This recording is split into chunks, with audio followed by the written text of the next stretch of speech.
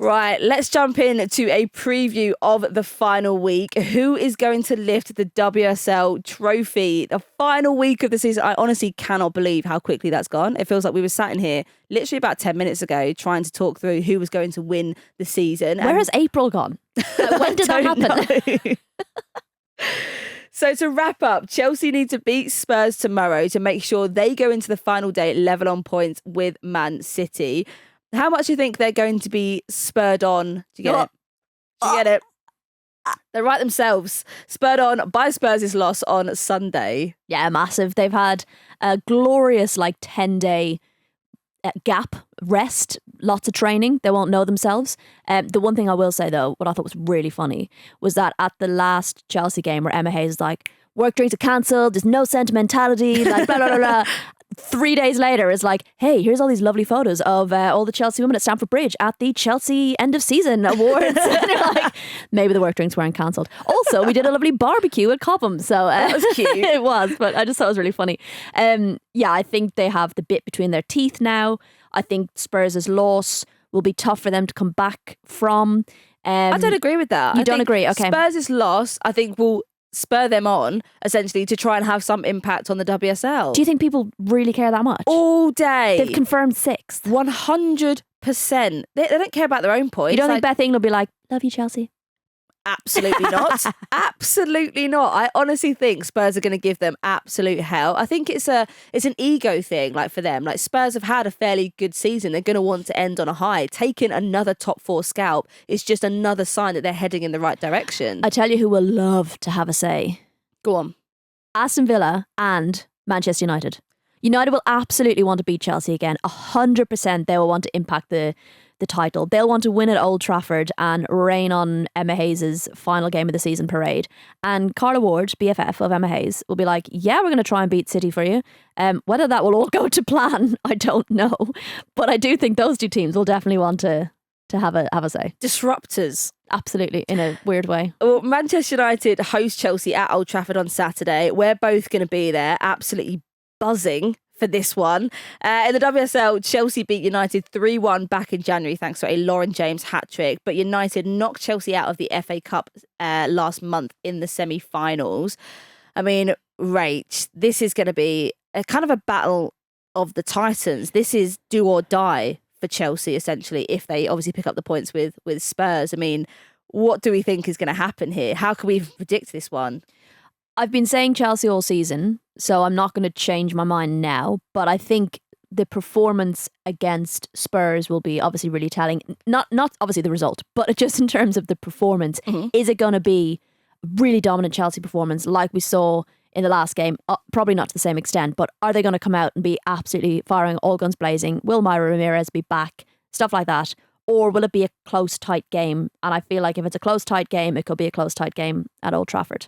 I think it will mean a lot to Manchester United to get this win. I mean, essentially coming off the back of the FA Cup, they will want to go into this game and will feel completely buoyed with confidence going into this one. They've got them to a draw last time. It kind of feels like, for them to end on this massive high, especially at Old Trafford, which they don't really play at a lot. I think there's expected to be a pretty decent crowd there.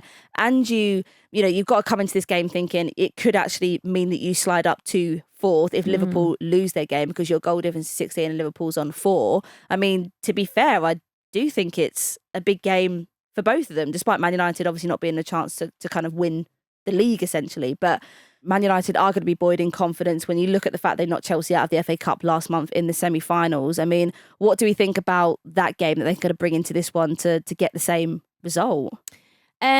Confidence, massively. I think as well to then have gone on and won the FA Cup, essentially taking the trophy from Chelsea as well, will help. I do think they will be driven by preventing them from winning the league. I think that will be a big, because otherwise Chelsea win the league and have to do the trophy ceremony at Old Trafford. That will be a bitch to watch. So I think that will spur them on as well. But yeah, I think it all comes back to notching up these moments of experience. And Aoife Mannion spoke about it to me about how it doesn't mean they don't know that Chelsea are an unbelievable team and that they can still go out and get beaten by them, absolutely. But knowing you can beat them is such a massive confidence boost that it will play a massive part once they come up, especially in the final game of the season at Old Trafford. There's so many like little bits on top of it that just elevate that game as well. And the Manchester United players know how to party, and I think they're going to want that at the end. I mean, there was a couple of times that I've seen them in and around Manchester in like a couple of the bars. I remember going out of Crystal Palace's last game of the season and going up into Manchester. I don't know why we're in Manchester. And going out on a couple of nights out and seeing a couple of them hit the dance floor and looking a little bit worse for wear. And I won't call it out. Man City play away to Aston Villa on Saturday, so maybe the players will all go out together. That'd be lovely. A City United fusion. Absolutely not. How much pressure do you think City will feel under at the moment to deliver a win on the final day, on the basis that it does come down to the final day? I think they'll be so frustrated at themselves that they had the opportunity to clinch it and they let it slip through their fingers in 3 minutes. Like, that would be so harrowing. Annoying. And they then go, and I appreciate Aston Villa haven't had the same impact on City this season.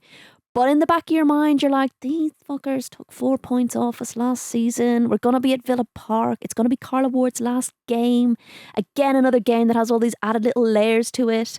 Carla Ward, friends with Emma Hayes. They'll be really frustrated, I think. Again, I think both City and Chelsea will do well if they go out and get an early goal, just to kind of settle those little tiny voices in the backs of their heads. But yeah, the pressure's on for City, because if they slip up now, you just go back to those moments where you're like, that one moment we had our hand on the cup, we touched it, we breathed on it. Yeah, I almost kissed it, and it's gone. So yeah, they'll be feeling the pressure, but they've got players who've won Euros and World Cups and all sorts of business, so they can deal with pressure. Yeah, but it's been a while since the title, and I feel like it's been a while since they picked up any silverware for City, and I kind of feel like, you mentioned there sort of the matchup between, City and Villa's, like the previous meeting. Carla Ward's side took the lead inside 7 minutes, but second half saviour goals from Hemp turned things around and City claimed the 3 points. This time they're stepping out without Bunny Shaw. Well, yeah, and this is what frustrated me the last time, was that when Bunny Shaw got injured, I think Man City then went and played Bristol. And he played Chloe Kelly through the middle in the first half. Didn't really work. She looked like she hadn't been playing a lot, so she was just a little bit rusty in front of goal. He put Mary Fowler in, scored 2 goals. Brilliant. Out against Arsenal, puts Chloe Kelly up front again. So it'll be interesting to see what he does with the front three and who he starts. Because that could be something that Villa could look at and potentially, not that Chloe Kelly's less frightening in front of goal, but in terms of sharpness, it'll be interesting to see who he picks. I think City are going to win it. I do think they're going to win it. I just think, you've got Manchester United and Spurs in your last games of the season for Chelsea. And I think to get 6 points out of both of those games is a big, big challenge. So I'm going to go City. What's amazing You're going to is go Chelsea. If they both win and it comes down to goal difference, that would just be, imagine there's going to score goals. There's currently, very little between them. Chelsea have a +1 better goal difference. What happens if they end on the same goal difference? Oh, I think it comes down to is it head to heads or let's have a look, listeners. One moment. So obviously goal difference is super close. It's currently 1. If they end up with the same points and the same goal difference, it goes to goals 4. Which is currently Chelsea are on 64 and Manchester City are on 59. So even that's quite close. So if they end up on the same, then it goes to head. And then obviously City... Head-to-head league records. Yeah, so City and Chelsea drew and then Manchester City beat Chelsea and therefore Manchester City would win. What a way to win. So do you think they're going to have to, on the sideline, be like, Chelsea have scored, get another one. And then Chelsea be like, City have scored, we need more. It could end up with a 30-0 either side, both sides just trying to outdo each other and not actually giving a shit about the match. Do you think they'll keep each other informed? This is the thing. All day. Why would they not? I'm going to have to keep an eye on the sideline. I just imagine them holding up boards, the diving scores where they're just 7. I honestly think the most exciting part of the matches could be watching the bench and the technical staff.